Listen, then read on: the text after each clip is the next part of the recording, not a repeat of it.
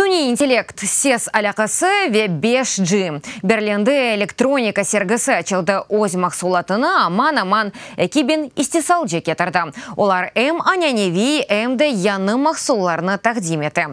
Оларның арасында йыллар девамында энді иштирак эткенлер ве дебютчилер бар. Шу жүмледен акустик системаларнен Одессадан ширкет. Сергі сентябрінің 11-не қадар девам етежек. Тешкелетчилар 250 бинзиеретчи олачағаны беклей.